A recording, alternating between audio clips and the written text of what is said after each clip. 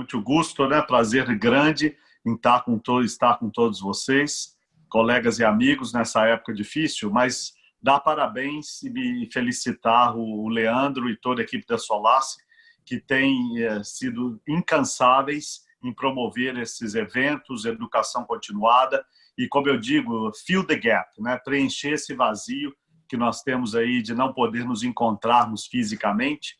Então, eu acho que são oportunidades fantásticas e principalmente para podermos rever conceitos básicos. A gente não pode esquecer que o passo a passo e a conduta meticulosa e despacio, né, com muito cuidado, é o que leva ao sucesso, né? E eu acho que é isso que os dois speakers de hoje propõem, né? O Guilherme Atizani, ex-residente nosso lá do Dante, e um orgulho muito grande de ver a sua carreira meteórica, né, nos Estados Unidos. Vai falar sobre o passo a passo do implante da Corvalve, e depois a Débora, que esteve no nascedouro da tecnologia, né, bem do very beginning, com o Alain Cribier, vai falar sobre a SAPIA e sobre potenciais complicações que nós todos temos que estar esperando dentro da sala de cateterismo. Guilherme, a palavra é sua. Muito obrigado. Obrigado, Alexandre. Leandro, pelo convite. É um prazer estar junto com vocês. Eu vou começar a compartilhar minha tela agora. Eu vou apresentar um caso brevemente. O mais importante vai ser o vídeo. Esse caso a gente apresentou no TCT no ano passado. Então, vamos lá. Então, como o Alexandre falou... Solo para decir antes que todos tienen aquí un logo abajo de interpretación, por si quieren traducción simultánea, y al lado preguntas y respuestas para que puedan ir haciendo sus preguntas. Y después las vamos a responder. Adelante, Gui. Ok. Então, esse caso é um caso que nós fizemos aqui no ano passado, mas é uma paciente feminina de 89 anos, referida para avaliação de estenose aórtica severa, obviamente com sintomática, severa e sintomática. Tem essa paciente tinha fibrilação atrial, hipertensão, hipotireoidismo, um câncer coloretal em remissão. A paciente com uma BSA, uma Body Surface Area de 1,2 metros quadrados, com uma boa função renal e um STS de 6,6. Esse é o eletro unremarkable. O eco pré-procedimento realmente compatível, o eixo longo long axis da válvula aórtica, mostrando a hipomobilidade da válvula. O eixo curto, mesma coisa, mostrando realmente compatível com aortic estenose severa, com um gradiente médio de 42, a velocidade de 4,2. Coronárias, nada muito que chama muita atenção.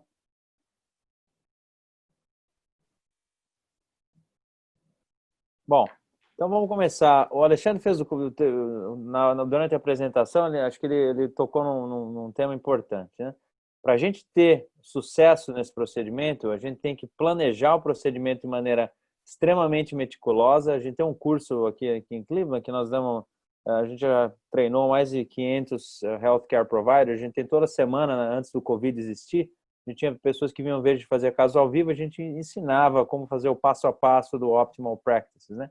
Uma coisa que eu sempre digo é que o plano do procedimento é mais de 50% do sucesso, mas a execução meticulosa desse plano ela é fundamental para a gente ter resultados excelentes, né? Então, começando pelo acesso vascular, né? Se essa paciente tem um acesso vascular bom, né? A gente tem que saber que a punção vascular, você tem que entender que não é só aonde, qual lado que nós vamos subir com o catéter da válvula, mas aonde que nós vamos fazer o stick, né? E a gente começou aqui em Cleveland com o chamado Minimalist Approach em 2014, quando eu voltei da Itália, né?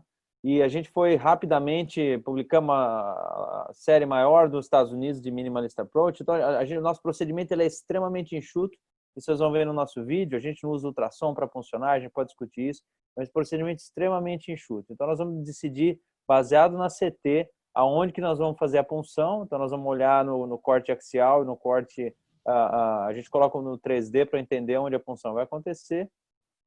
Como vocês veem, esse caso, o paciente tem um acesso excelente, né, com um bom lumen. Então, é importante a gente entender, se a gente for sheetless com a válvula, e se a gente precisar colocar um sheet, né, se essa paciente pode acomodar o tamanho do sheet. É importante a gente planejar para, no momento da sala, né, a imagem nunca é o produto final. O produto final é sempre a reação que a gente vai ter baseado na imagem, né? A mesma coisa que acontece quando a gente está usando IVUS na coronária, ou OCT, etc. Então, a gente tem que reagir apropriadamente ao que a imagem está mostrando. São as medidas do ânulus dessa paciente, 3,28 de área, com perímetro de 68. A altura da coronária, coronária esquerda 14, coronária direita 16. Seios de Valsalva acima de 27, 29, com uma STJ em torno de 26. E esse é o diâmetro do via de saída do ventrículo esquerdo. Diâmetro mínimo de 17. Então, só para resumir, o CT angiograma, uma área de 3,3, perímetro de 68, altura das coronárias, como dito, 14 e 13, com seios de Valsalva bons e uma STJ boa, compatíveis, no caso, com o uso da Evolut 26. Uma das coisas que são importantes a gente discutir, sempre que você está planejando um caso, se a gente fosse usar uma válvula SAPIEN nesse caso, a gente usar uma válvula... Ups, um minuto aqui. Alguma coisa aconteceu.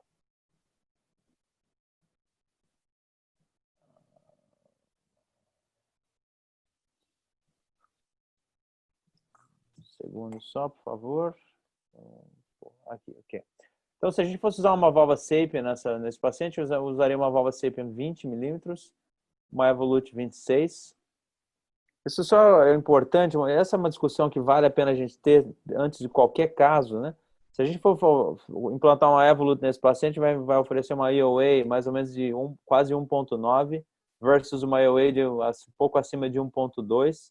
O que levaria, se a gente implantasse uma Evolut 20, uma SAPIEN 20 milímetros nessa paciente, um patient prosthesis mismatch moderado, e com a Evolut, nesse caso, a gente não teria patient prosthesis mismatch. Então, uma paciente com uma anatomia pequena, ela não é uma paciente grande, é uma paciente também não muito grande, mas é importante essa discussão, a gente ter essa discussão para entender qual a melhor prótese que vai ser utilizada para o paciente. Então, TAV não é TAV lato sensu, é TAV com qual dispositivo, dependendo de qual paciente. A mesma coisa para a cirurgia, a gente tem que aplicar na TAV. Então, a gente sabe que o patient prosthesis mismatch, ela impacta os resultados a longo prazo, eu não vou gastar muito tempo nisso agora. Então, o plano dessa paciente é uma TAV transfemoral no Cath Lab, com anestesia local, com uma Evolut Pro 26 milímetros, sem pré-dilatação, e a gente vai usar o acesso do lado esquerdo, que a gente achou que era um acesso melhor. Então, agora nós vamos para o vídeo, a execução do nosso plano.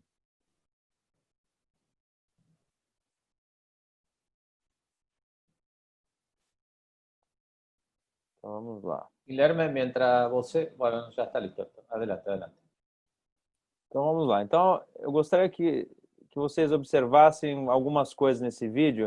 Eu vou deixar o vídeo sem som, obviamente, para a gente conseguir discutir, né? Então, a primeira coisa que eu queria que vocês observassem nesse vídeo é que esse procedimento é feito... esse é o nosso Cath Lab híbrido, né? Nós pegamos já acesso, então, do lado direito. Nesse caso dessa paciente, a gente colocou o marca-passo na veia femoral. Eu não me lembro exatamente por que a gente colocou na veia femoral e não na jugular, porque essa é a nossa rotina, mas deve ter... Eu acho que ela tinha um portocat, enfim, eu não me lembro exatamente, mas normalmente a gente coloca na jugular o marca-passo, e a gente faz o marca-passo, a gente coloca o marca-passo, não faço o pacing pelo fio, tem gente que tem feito pacing pelo fio, nós vamos discutir o motivo. Veja o que eu estou fazendo, que se você prestar atenção no meu dedo, eu peguei o acesso, o acesso foi pego sem ultrassom, eu não uso ultrassom para pegar acesso, tem gente que faz crossover, tira foto, não faço nada disso. O acesso é sempre uma punção, às vezes feita com micropuncture, né? Mas normalmente o acesso é sempre baseado na leitura da tomografia. O ultrassom não é necessário, não existe nenhum problema em usar o ultrassom, mas definitivamente não é necessário para você ter bom resultado com Large Bore Access, já que você tem a informação da tomografia. A tomografia ela te entrega muita informação importante para entender aonde você vai ter que funcionar o paciente. Em alguns casos raros, a gente faz o crossover, injeta e funciona com roadmap guidance, mas nunca funciona com ultrassom. Então, tem pessoas que advogam a posição com ultrassom, até tem esse estudo recente no Jack Intervention, mostrando que aparentemente não existe vantagem no uso do ultrassom no large bore axis, e a gente não usa de rotina. Importante, como vocês notaram, vou voltar aqui, lembre-se que a Evolute ela vai sheetless, né? Então, um detalhe importante aqui é, veja o que eu estou fazendo com o meu dedo. Eu estou colocando meu dedo no subcutâneo do paciente, é você abrir o subcutâneo de forma satisfatória. Por que isso é importante? Como você vai tirar o sheet, nesse caso é um sheet 16 French, que era uma Evolute Pro, a gente não tinha Pro Plus ainda quando eu fiz esse caso. Quando você retira o sheet para colocar, para você ir sheetless, se você não abre o meio subcutâneo, você pode ter resistência com o nose cone, né? Aí quando você tem resistência com o nose cone, se você não está prestando atenção, o segundo operador não está prestando atenção, o primeiro operador puxa a válvula e aí você perde o fio. Aí você gera-se um processo, uma frustração que é totalmente desnecessária, né? Então a execução tem que ser meticulosa. E eu sempre digo que fazer uma TAV para mim é como voar um avião, né? Então eu checked all of the boxes. Meus célulos sabem que eu não podia, eu sou extremamente meticuloso para todos os detalhes, e essa é uma das coisas que eu sou meticuloso. Então vamos lá. Então abrindo o subcutâneo, bem aberto, para ter certeza que a válvula que o nose cone vai entrar facilmente. Aí fazendo a técnica do ProGlide, né? O ProGlide importante, a gente usa ProGlide ainda, tem usado o Manta às vezes, mas o ProGlide definitivamente é o meu workhorse, porque ele é muito mais barato, porque você consegue rewire, né? Eu vou voltar aqui, é importante a técnica do ProGlide, para se prestar atenção. Veja, o ProGlide a gente tem, quando o ProGlide é inserido, é importante que exista fluxo, e quando você vai retirar o ProGlide, que você empurre para você restabelecer o fluxo, para o pedal sair de contato com a parede anterior do vaso, aí você baixa o pedal e puxa para fora, né? Bom, aí esse fio que vocês estão vendo aqui é um fio que a gente chama de supracore, que é um fio que tem uma ponta bem molinha, que a gente pode avançar através do segundo ProGlide, para ir a gente com o dilatador antes de colocar o sheet. A gente usa o introdutor da Medtronic, que é o Centron Sheet, que ele é bem hidrofílico, então ele permite você navegar até por situações adversas com cálcio, se não fosse circunferencial, obviamente, mas se for situações adversas de cálcio, esse sheet ele ajuda para daughter o vaso. Então é um sheet que a gente usa de eleição. Então esse é um sheet 16 French. No caso, a gente usou a Evolute Pro, a gente não tinha a Pro Plus, que no caso seria 14 French, a Evolute Pro Plus 26 milímetros. Aí esse sheet vai ser suturado, né?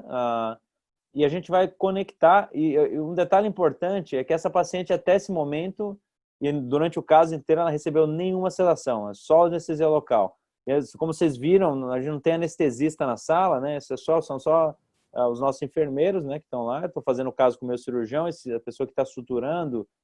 Minhas mãos estão eu estou do lado esquerdo da paciente, do lado direito está o Cristian Baeza, que é um cirurgião chileno, inclusive, que trabalha conosco aqui, que é meu parceiro na Sabres, um dos, né?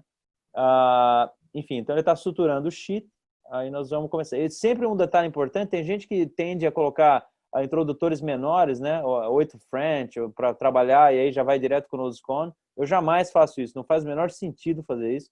É sempre bom colocar, se a válvula é 16 French, coloca um introdutor 16 French, o motivo pelo qual é que você prepara a artéria subcutânea para receber o nose cone. Então não tem nenhuma vantagem em colocar um sheet menor, e você vai gerar uma frustração desnecessária na hora que for avançar o nose cone. Então esse é o setup. Então eu estou ali, o Baeza está suturando, nós temos o nosso fellow Tony e tem a Angie, que é a nossa scrub tech. E só os enfermeiros, não tem anestesista na sala, né? A gente começou a fazer isso em 2014 e com extremo sucesso. Então vamos lá, então o Baeza suturando, e agora nós vamos começar a passar para frente para o início do procedimento. Então, um detalhe importante, como nós vamos começar esse procedimento, né? Vocês vão notar que nós não tiramos, eu não vou tirar nenhuma foto, né? Não vou tirar fazer nenhum angiograma, na verdade, né? O angiograma é totalmente desnecessário. A Débora vai conversar sobre a SAPIEN, mas o angiograma para a Evolut, você não precisa tirar um angiograma inicial. Você consegue terminar um caso com 20 ml de contraste, né? É absolutamente desnecessário. Por quê? Porque o que acontece? Nós vamos mostrar no vídeo, a gente vai começar o procedimento com as 3 cúspides alinhadas, né? Alinhadas, e aí a ideia, nós vamos tirar o paralaxe em left anterior oblique, em LAO, né? E a gente não precisa alinhar essas cúspides perfeitamente, já que nós vamos desalinhar quando a gente for para LAO. Então, é desnecessário se tirar uma foto ou uma angiografia nesse momento do procedimento, né? Então, nós vamos lá. Então, nós vamos cruzar a válvula agora. E eu quero que vocês observem a técnica do cruzamento da válvula. Essa é uma técnica que a gente jamais empurra o fio, como eu vejo muitas pessoas fazendo, que empurram o fio e o fio sobe, vai para o left main, vai para o RCA e fica avançando o fio de uma maneira extremamente agressiva e abrupta. Jamais a gente faz isso. Sempre espero observar o jato da válvula e quando você vê o fio mexendo, é um avanço extremamente suave do fio. Vocês podem observar o jato, observando o jato, aí o fio cruza de maneira super suave a válvula aórtica. Isso é uma coisa que a gente faz sempre. Eu nunca faço nunca avanço o fio de ponta reta de uma maneira agressiva, né?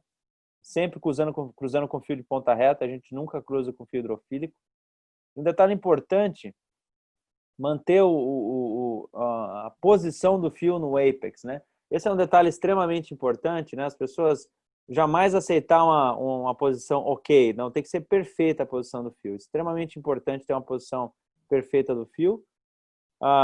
Nesse momento nós estamos fazendo a hemodinâmica inicial do ventrículo e da aorta, né? Que é fundamental, extremamente importante a hemodinâmica inicial. Já que nós não fazemos eco transesofágico, a gente tem que ter uma hemodinâmica baseline, porque nós vamos fazer o eco transtorácico, nós temos um técnico de eco que fica na sala esperando para fazer o eco logo depois que a gente implantar. É importante saber qual que é a PD2 do ventrículo esquerdo nesse momento, até porque a gente talvez precise hidratar o paciente, né? A gente tem que reagir a essa informação de alguma maneira, ou não fazer, a reação pode não ser nada, né? Mas de alguma maneira a gente tem que reagir nesses números, né?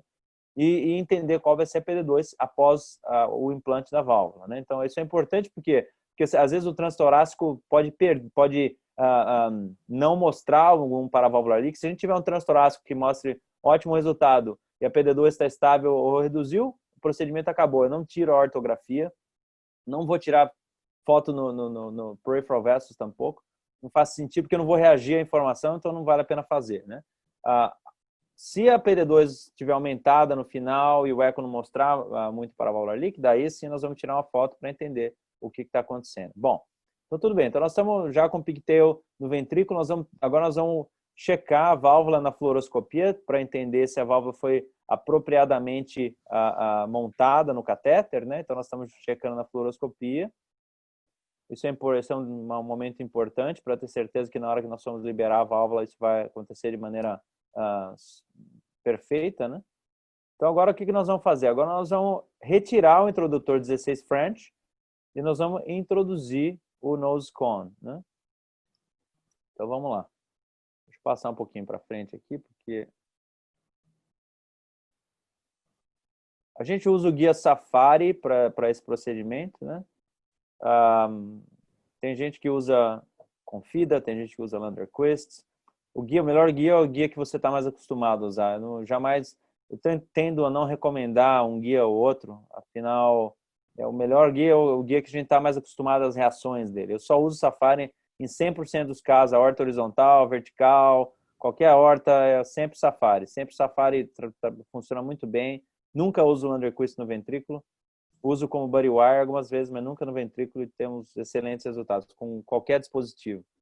Enfim, então o Safari, sempre prestar atenção com o Safari no apex do ventrículo esquerdo. Jamais aceitar uma posição subótima do fio, porque senão você não vai ter controle no implante e vai gerar um estresse totalmente desnecessário. Porque se você durante a troca, quando você está retirando o sheet e introduzindo o nose cone, se você perder o fio do apex, naturalmente a primeira coisa que você vai tentar fazer é avançar. Se o fio não for, se você encontrar resistência, não puxe contra a resistência, porque o Safari, as pessoas têm uma falsa noção de que esse fio não perfura o ventrículo. Realmente ele não perfura, ele corta o ventrículo, ele lacera o ventrículo, o que é pior, né? Então tem que ter cuidado.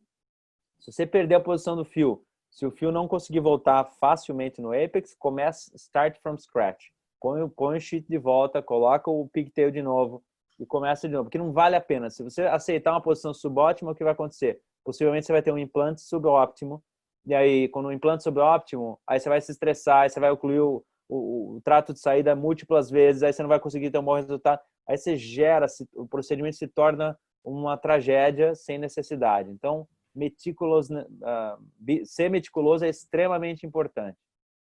Bom, então vamos lá. O Safari está, então agora a gente está confirmando em RAO, né, que o Safari está no ápice do ventrículo esquerdo. Então, vamos passar um pouquinho para frente. Então, agora o introdutor 16 French vai ser retirado. Então, o Baeza está do lado esquerdo do paciente. Então, vocês estão vendo, eu estou introduzindo a válvula sem, ela vai sheetless, né? Que a gente faz 95% dos nossos casos, vai sheetless. Porque é importante porque a gente consegue tratar indivíduos com vasculaturas menores, né? Então, quando a válvula está nessa posição, nós vamos jogar o C-arm em oblíqua anterior esquerda, né? Para a gente ver o arco aórtico aberto para avançar a válvula através do arco aórtico, sempre prestando atenção na transição do nose cone com a cápsula. Então, vamos lá, avançando. Esse avanço pode ser feito com o flush port às 12 horas, para se tentar um commissure alignment, você pode, a maior chance de commissure alignment, você pode fazer isso com o flush port às 3 horas, né? E agora, esse momento é extremamente importante na chamada LAO technique, né? Então, que foi uma técnica que nós desenvolvemos aqui em Cleveland, ajudamos a desenvolver essa técnica. Então, veja, agora o pigtail está na non-coronary cusp, né? No bottom da non-coronary cusp. E aí nós vamos avançar a válvula agora, lembrando que essa projeção é aquela projeção que a gente tinha as três cúspides alinhadas, né? Aí o pigtail está téngua, nós vamos puxar o pigtail para fora, reposicionar. Lembrando que é importantíssimo que o pigtail esteja numa posição perfeita, porque ele vai ser o nosso landmark. E agora, nesse momento, a gente confirmou que o pigtail está na posição adequada, e nós vamos jogar o arco em C para a oblíqua anterior esquerda, sempre observando o anel, que vocês estão observando, e tirar totalmente o paralaxe do anel. Como vocês observaram, a gente não tirou nenhum angiograma até agora nesse caso, né? Só um testezinho. E agora nós vamos começar o implante. Então, repetindo, nós estamos agora na LAO, né? Vamos passar um pouquinho mais rápido aqui. Então, ó, então vamos lá. Então, como vocês observam, no começo, essas duas pessoas que estão aqui, o primeiro operador, o Chris está na primeira posição, eu estou na segunda posição, né? Então, é importantíssimo que essas duas pessoas estejam extremamente alinhadas, né? Para que elas se comuniquem, né? Porque o que está acontecendo. Eu estou começo a rodar rapidamente, né? Até que a válvula comece a sair da cápsula. E no momento que a válvula começa a sair da cápsula, tem que ser uma rotação extremamente lenta. Nesse momento você tem total controle do caso, né? O paciente está com a pressão boa, em 95% dos casos isso vai acontecer, né? Então o paciente está com a pressão perfeita, você tem todo o tempo, nós estamos implantando a válvula bem lentamente. Esse é o tempo real, né? Tempo real de implante. É um tempo realmente, a válvula é bem lenta o implante, né? A gente começando sempre no 0-1, a válvula começa a descer um pouco, como vocês percebem. E o jeito para trazer essa válvula mais e mais em posição aórtica, você pode empurrar o fio para trazer a válvula um pouquinho mais aórtica, né? Então vai chegar um momento que eu vou começar a ligar o pacemaker. A gente faz pacing a 120, 130 para 100% dos pacientes. Ajuda total. Agora começamos o pacing, né? Agora eu vou trazer a válvula mais aórtica, empurrando o fio. E a esse momento eu tenho que rodar mais rápido, por quê? Porque a válvula vai ocluir a via de saída e a pressão, obviamente, vai estar baixa, né? Então, vamos lá. Agora nós estamos no 80%, né? Agora eu pisei na angiografia. E aí, essa é a posição final da válvula. É importante salientar o seguinte.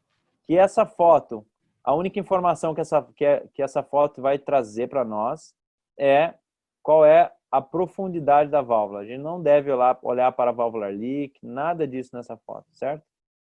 Por quê? Porque essa foto, a válvula está só 80% expandida. Então, para a valvular leak, se não tiver nenhum para a valvular leak nessa foto, good news. Mas se tiver para a valvular leak, a gente não deve reagir a essa informação. A reação, ela deve ser: estamos felizes com a profundidade da válvula? Sim. Como vocês veem na cúspide não coronária, que nós estamos a 1 milímetro, né? Então, essa é exatamente o que a gente quer, né? Então, lá, dá para perceber claríssimo, claro que é exatamente essa posição que a gente quer. Então, nesse momento, nós decidimos que nós vamos liberar a válvula, tá? Nesse momento, está tudo sob controle, a pressão está estável. Então, para liberar a válvula, a gente implanta nossas válvulas entre -1 e -1 e 1, né? Esse é o nosso target, né? Porque nós estamos em LEO, lembre-se que estando em LEO, nós estamos foreshortening a via de saída, né? Então, para implantar o deployment final da válvula, percebam que eu retirei totalmente o fio do ventrículo. O fio vai dentro do nose cone para retirar a tensão no sistema, certo? Sempre que a gente implanta a válvula rasa, como a gente está implantando, tem que ter cuidado, tirar a tensão do sistema progressivamente, porque você não quer ter nenhuma embolização aórtica, né? Então, nós temos que ir extremamente lenta. Essa é a velocidade que eu libero todas as válvulas. Quando vocês dá para vocês perceberem quando o topo da válvula começa a sair, obviamente a parte de baixo começa a dilatar, então a válvula agarra no cálcio e vai prevenir que essa válvula se mexa. Porque vocês estão vendo que nós estamos bem rasos, bem shallow aqui. Então vamos lentamente liberando a válvula. A válvula vai expandindo progressivamente. Nós vamos liberar um hook e depois liberamos o outro. O pigtail pode ficar lá, né? Não tem gente que tem preocupação de deixar o pigtail. O pigtail pode ficar lá e pode puxar sem fio, não precisa. E a válvula a gente não deixa nenhum fio do ventrículo. O fio vem embora tudo. Não deixa o fio no ventrículo porque o fio no ventrículo não adiciona valor nenhum no procedimento. Pelo contrário. Se precisar pode dilatar. Se precisar pode dilatar, a gente cruza com o pigtail, não é big deal, vai e pode dilata, né? Agora nós vamos recapturar, né? Fazer a recaptura do nose cone na aorta descendente. Empurra o fio para fora outra vez, obviamente. E vamos trazer. O pigtail puxei. Sempre brinco que o pigtail não precisa ter preocupação em puxar o pigtail. Pode fechar o olho e puxar o pigtail. Não vai nunca deslocar a válvula do pigtail. Nesse momento, olhando, não há distúrbio de condução, né? A pressão está estável. E nesse momento nós vamos chamar o time do eco, que está já na sala. Eu vou passar mais rápido aqui, mas o eco looks good.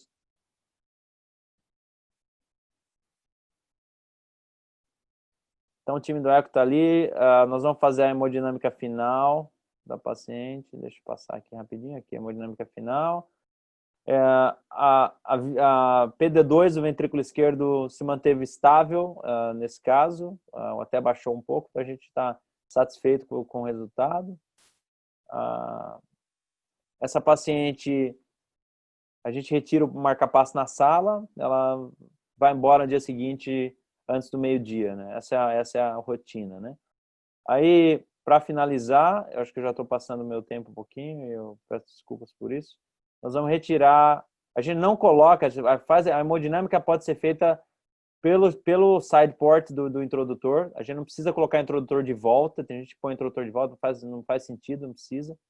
A gente retira, sempre a retirada da válvula, do delivery system, a gente faz com fio, com o supracore, que é um fio duro, porque se a gente precisar colocar um terceiro ProGlide ou um angioseal em cima do ProGlide, eu sempre gosto de ter um fio mais supportive para evitar que o fio dobre, sobretudo quando a gente está lidando com paciente obeso. Essa paciente não é o caso, mas a gente tenta estabelecer uma rotina, né? Então, aí a gente já começou a dar protamina, a gente faz protamina para todos os casos, né? Tem esse estudo recentemente publicado, a gente vem fazendo consistentemente por anos a protamina pós-procedimento. Vamos pro glide. Como vocês viram, a gente não tira foto no acesso, o pulso está bom, o procedimento acabou. A gente tirou uma foto, um angiograma no procedimento inteiro, essa é a rotina, em 99% dos casos isso é o que acontece. A gente vai checar o pulso, se o pulso está satisfatório, we're done. Não fazemos mais nenhuma outra foto. essa paciente pode ir para o andar, não precisa ir para UTI, dá para ir para o andar. Então, acho que é isso aí que eu queria falar. Podemos abrir para perguntas e comentários sobre o implante da Evolut.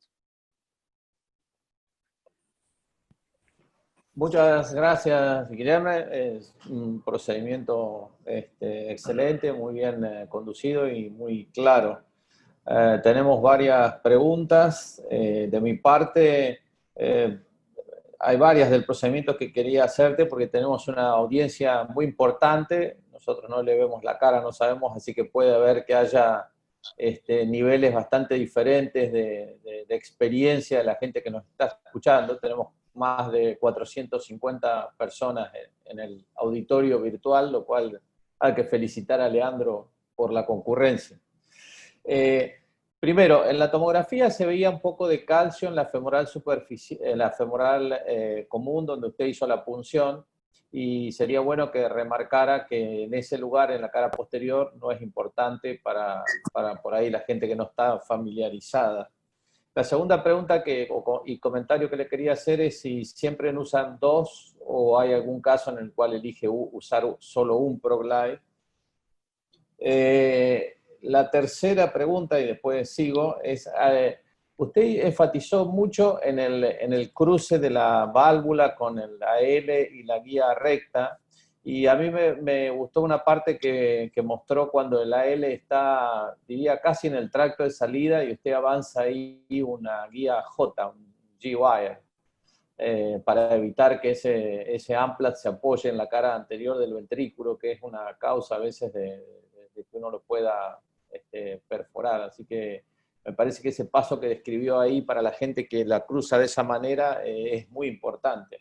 Así que bueno, no sé si quiere comentar algo de eso mientras voy leyendo todas as preguntas que há do auditório. Oscar, obrigado pelas perguntas, são extremamente pertinentes. O da tomografia é verdade. A tomografia, veja, o que é importante, como você frisou, né, é prestar atenção à distribuição do cálcio, né? O cálcio na parede posterior não me preocupa muito, né? Desde que o lumen seja satisfatório, o cálcio na parede posterior me preocupa pouco. Mesmo quando existe cálcio, às vezes mais medial, mais lateral, às vezes você observa o cálcio que vai posterior, ele estende para a área medial. Nesses casos, eu tento fazer a punção de lateral para medial, tento fazer uma punção na meio diagonal para evitar o contato com o cálcio na hora que funciona. A gente tem tido sucesso, né, nesse quesito. Em termos da pergunta do ProGlide, eu coloco sempre 2 ProGlides, sempre. Por quê? As pessoas dizem, mas eu tenho colocado um ProGlide só. Porque o meu paciente eu faço ele anestesia local com sedação nenhuma, a maioria deles, né? Então o paciente 2 horas, 3 horas depois está sentado, eu quero mobilizar o paciente o mais rápido possível. Então eu prefiro obter uma hemostasia plena, sem chance de ter um sangramento pós na UTI. Por isso eu coloco 2 ProGlides. E a nossa taxa de complicação vascular maior é extremamente baixa. Tem um valor, estamos em torno de 1% para menos de Major Vascular Complication. Então, eu não acho que a única justificativa para não usar 2 ProGlides, para mim, seria, obviamente, em alguns casos selecionados, né, pacientes com femorais doentes, que você colocou um ProGlide, já conseguiu obter hemostasia? Claro, obviamente, seria uma situação, mas de rotina, a gente usa 2 ProGlides, por isso que eu comentei, né? Porque a gente quer o paciente mobilizando rapidamente. Aí, a questão do cruze da válvula, esse é um detalhe importantíssimo, Oscar, e meus fellows até brinco com eles, que quando eles cruzarem a válvula aórtica dessa maneira, sem o catéter se mexer quase, é que eles estão aprendendo bem, né? Eu uso, na verdade, não é o AL, eu uso o AR1, esse é o meu catéter, meu workhorse catheter. Por quê? Porque o AR1, ele é muito mais fácil manipular ele dentro do ventrículo, sobretudo naquelas cavidades pequenas, ventrículo hipertrófico, né? Então, o AR1 é o meu catéter de escolha. E como você bem disse, muito importante essa observação, essa manipulação tem que ser feita de maneira elegante, porque eu já vi, não aqui, mas já vi, a perfuração de ventrículo, às vezes perfura com fio, ou às vezes o catéter, às vezes o catéter está na parede, a pessoa não percebe, empurra o Safari ou qualquer outro fio que vai usar. Então é importantíssimo que essa manobra seja elegante e que não se encontre nenhuma resistência para avançar o fio duro quando você tem o catéter no ventrículo. Alessandro, Guilherme, vou fazer uma pergunta, um comentário. Guilherme, acho que você pode stop sharing your screen, porque aí você vai ficar maior. Isso, ótimo. Obrigado. Bom, você deu um show de técnica, foi excelente sua apresentação, muito obrigado. Eu tenho uma pergunta fundamental, talvez que você e a Débora possam nos ajudar a responder, que vai no device selection, tá? Quando você escolhe uma prótese versus a outra. Eu vi que esse é um caso particular que tem um anel talvez um pouco menor, se é um paciente mais jovem ou não. Eu acho que uma supranelar num anel menor talvez fosse uma boa escolha, a hemodinâmica seria melhor. Então, eu queria saber de você e da Débora, em quantos % você faz uma customização de escolha, ou se você acha que 80%, 90% dos seus casos, todas as próteses que você tem na sua shelf e na sua prateleira seriam utilizáveis. Então, eu queria a sua opinião e da Débora. Débora, você quer começar? Por favor. Tá. Eu acho que, pelo menos na minha opinião, eu tenho a impressão que 80% dos casos, elas são... Você pode escolher qualquer uma das próteses, né? A avaliação da tomografia, da anatomia, permite, né, que se utilize qualquer uma delas. Existem situações específicas onde a gente pode necessitar realmente o uso de uma ou outra. Esse caso específico do Guilherme, por exemplo, eu observei que além de ter um anel pequeno, ele tinha uma calcificação que não era desprezível no anel, na via de saída, quer dizer, existia já um outro fator que pode aumentar o risco, por exemplo, no uso de uma prótese balão expansível. Aí também o ganho de área, escolhendo uma prótese que tenha uma posição de válvula supranular, né? Você vai ganhar um pouquinho de área. Então, em situações onde existe risco, por exemplo, de ruptura de anel, que é uma complicação gravíssima, embora rara, que são os casos de calcificação importante de anel e de via de saída, talvez seja mais interessante usar uma autoexpansível. Outras situações em que, por exemplo, a válvula Accurate tem sido muito indicada, nos casos onde você tem uma coronária de posicionamento mais baixo, onde exista uma preocupação de oclusão de coronária, pela conformação dela, ela tem uma tendência a clipar o folheto da válvula nativa e não permitir que ela chegue até a altura das coronárias. Então, tem várias situações que fazem com que você selecione uma prótese ao invés da outra. Guilherme, se você quiser complementar. Eu concordo plenamente com o que você disse, Débora. Só um complemento. Eu acho que nas anatomias pequenas, né, eu acho que, de fato, a válvula supranular, ela faz diferença. Veja, a hemodinâmica da Evolut, ela não é só melhor porque ela é supranular, mas porque ela permite, como ela é self-expandable, ela permite você fazer um oversizing mais agressivo, né? Então, frequentemente, não é só o fato dela ser supranular, mas o fato que você pode fazer um oversizing mais agressivo, o resultado final acaba sendo uma hemodinâmica melhor. Então, nesse caso de valve em valve, eu sempre uso Evolut, sempre. Não existe uma justificativa hemodinâmica para você utilizar uma SAPIEN, a não ser que seja você vai tratar uma freestyle que seja, sei lá, você vai usar uma 29 SAPIEN, é outra história. Mas como a gente sabe, a maioria dos valve em valves que a gente faz são válvulas cirúrgicas pequenas, né? Então faz total sentido. A gente vai publicar esse paper no JACC aí, possivelmente. Eu já apresentei no Late Break Clinical Science no TVT os dados da valve em valve com a Evolut, mostrando resultados bem promissores em termos de hemodinâmica, né? Acho que o resto, eu acho que tem uma situação inversa, né? Que o paciente que tem uma tortuosidade extrema da aorta descendente, combinada com uma aorta horizontal, eu não estou dizendo aqui que a aorta horizontal seja nenhuma contraindicação para a Evolut, eu sinto pleno conforto, mas essa combinação ela é não satisfatória. Aí eu preferiria usar uma SAPIEN, por exemplo. Guillermo, para darle lugar a Débora y que tengamos el tiempo más o menos repartido, yo le quería hacer una última pregunta y si me puede contestar lo más breve posible, así también por ahí al final tenemos posibilidad de responder que tenemos muchísimas preguntas del público. Este caso tenía calcificación bastante importante en la unión sinotubular. En esos pacientes, ¿alguna vez usted retira el pigtail antes del delivery final o no le da demasiada importancia? Não, nunca retiro, Oscar. O pigtail sempre fica lá. Se existir alguma preocupação nisso, o que se dá para fazer é colocar um fio no pigtail para deixar ele reto e puxar, mas eu nunca retiro o pigtail, nunca, antes da liberação final.